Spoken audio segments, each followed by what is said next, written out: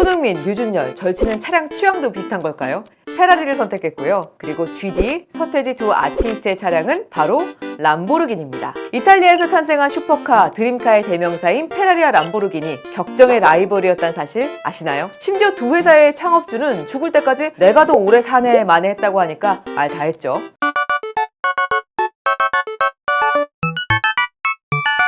페라리 설립 연도가 1939년이고 람보르기니 설립은 1963년이니까 전통이 더 깊은 페라리부터 이야기해볼게요. 페라리는 창업주가 엔초 페라리고요. 그럼 람보르기니는? 그렇죠. 창업주 이름이 페르치오 람보르기니입니다. 암튼 엔초 페라리는 10살 때 자동차 레이스를 처음 보고 홀딱 반했다 그래요. 22살에 알파 로메오라는 자동차 회사 레이싱팀의 레이서로 데뷔를 하죠. 33살에는 스쿠데리아 페라리라는 레이싱팀을 만들면서 알파 로메오와 완전히 결별해요. 이게 페라리의 시작이죠. 근데 잘 되는 사람 주변에 이런 사람들 늘 생기잖아요. 질투하고 배신하는 사람들. 스폰서와 계약 문제로 갈등을 빚은 페라리는 알파 로메오를 떠나게 되는데요. 알파 로메오는 페라리가 다른 팀이나 회사 이름에 페라리라는 이름을 쓸 수 없게 엄청 방해했다고 해요. 그것도 무려 4년 동안. 사실 페라리는 레이싱에 진심이었지 자동차 개발에는 별 관심이 없었는데 이 일을 겪으면서 언젠가 내가 알파 로메오보다 훨씬 인정받는 자동차를 만들고 말겠다 이런 다짐을 했다고 합니다. 그런데 페라리가 알파 로메오에게 받은 게 굴욕이라면 람보르기니가 페라리에게 받은 건 이건 어떻게 설명해야 될지 모르겠네요.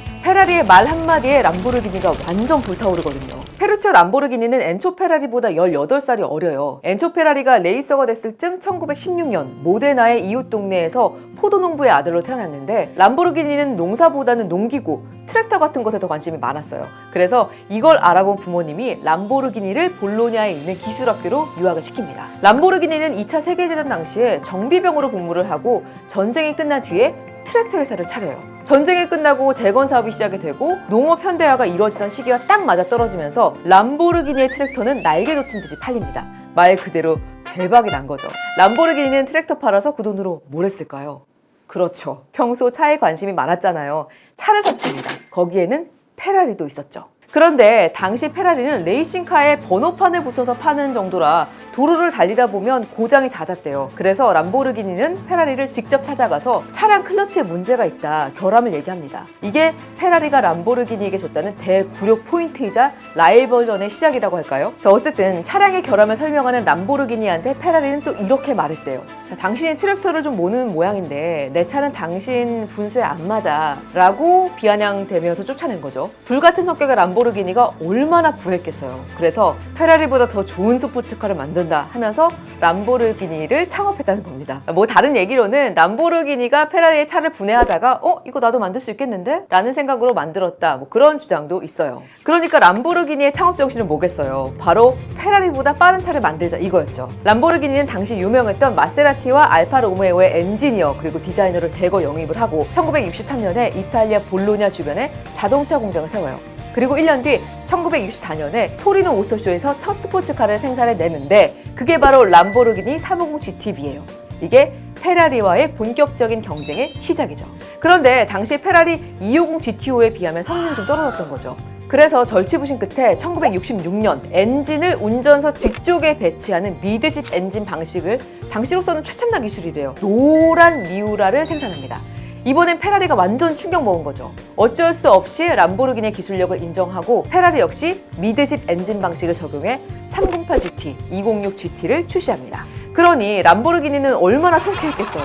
심지어 이제 페라리가 우리를 의식할 뿐 아니라 흉내까지 내고 있다 이렇게 말했다고 하니 정말 그들의 자존심 대결이 슈퍼카의 발전을 이끌었다고 해도 과언이 아닌 것 같죠. 여기서 두 회사의 상징 엠블럼을 좀 볼까요? 먼저 페라리의 로고 상단의 초록, 흰색, 빨간색은 이탈리아 국기를 상징하는 색깔이고요. 배경인 노란색은 페라리의 고향 모데나시의 상징이에요. 그리고 보기만 해도 심장이 막 벌렁거리게 하는 힘차게 도약한 야생마. 이건 1차 세계대전 당시에 이탈리아의 영웅이었던 전투기 조종사의 전투기에 그려져 있던 말 그림이래요. 그런데 그 조종사가 전쟁 중에 전사를 했고 그 어머니가 레이서로 활약했던 페라리에게 그 엠블럼을 선물했다고 하죠. 자, 그렇다면 람보르기니 황소잖아요. 왜 황소일까요? 자, 람보르기니 별자리가 황소 자리 납니다. 거기다 황소 자세가 어때요? 상당히 공격적이죠. 여기엔 엔초 페라리에게 문전박대를 당한 분노를 표현했다는 이야기도 있습니다. 성난 황소가 페라리를 계속 추격하는 그런 느낌도 좀 있죠. 람보르기니 상당수의 모델명이 스페인 투어와 관련이 있어요. 람보르기니의 고집스러운 전통이랄까요?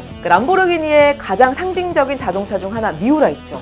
미우라는 투어 중에서도 최고의 종자라는 뜻이고요. 이슬레로는 1947년 최고의 투어사 마놀레테를 죽게 만든 이슬레로라는 황소 이름을 따서 지었대요. 자, 이건 여담인데 두 회사는 자동차 외에도 다른 제품도 만들기도 하거든요. 특히 람보르기니는 코로나19가 확산하는 시점에 마스크와 보호장구를 만들어서 지역 병원에 기증을 하기도 했고요. 페라리는 차는 차인데 유모차가 있어요. 아마 보신 적 있을걸요? 사실 페라리가 만든 건 아니고 프랑스의 한 회사에서 라이센스를 받아서 생산하고 있습니다. 자, 그리고 라이벌도 똑같이 겪은 게 있습니다. 바로 경영난. 페라리는 1960년대 말부터 자금난을 해소하려고 지분을 팔다가 이탈리아, 미국 자동차 제조회사 FCA에 인수됐다가 지금은 독립적인 브랜드로 생산이 되고 있고요. 람보르기니는 1970년대 석유 파동 그리고 경제 불황에 직격탄을 맞으면서 파산하고 그 뒤에 법정 관리에 들어가요. 그리고 여러 회사의 인수, 매각, 격동의 시간을 보내다가 폭스바겐 그룹의 아우디에 인수가 됐어요.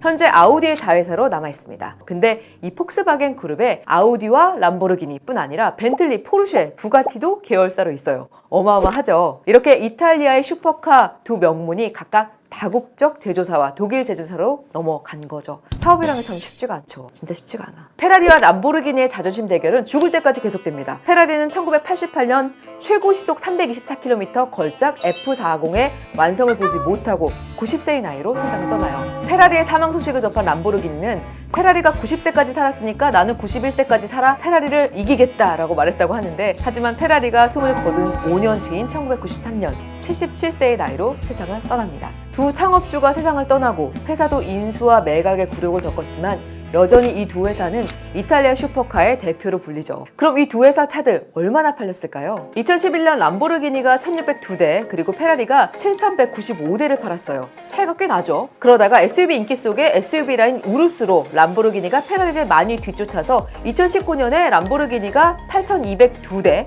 페라리가 1131대를 팔았어요. 많이 따라잡았네요. 근데 돈이 있다고 바로 페라리와 람보르기니를 내 차로 만들 수 있는 게 아니에요. 스페셜 모델 같은 경우는 하루 만에 완판되는 경우도 많다 보니까 구입 경쟁이 엄청 치열해요. 그래서 구매 이력이나 보유 이력이 있어야 살 수가 있습니다. 계약을 하고도 한참을 기다려야 되는데요. 래퍼 로꼬는 람보르기니를 군 입대 전에 계약을 했는데 저녁 선물로 차를 받았다고 하더라고요. 실제로 인기 모델은 2년 넘게 기다리는 경우도 많다고 제조사들이 이야기를 합니다. 슈퍼카를 타려면 돈도 있어야 하고 인내심도 필요하네요. 페라리와 람보르기니는 마케팅도 굉장히 달라요. 우선 페라리를 보면 자동차 광고의 첼로 연주자, 되게 특이하죠.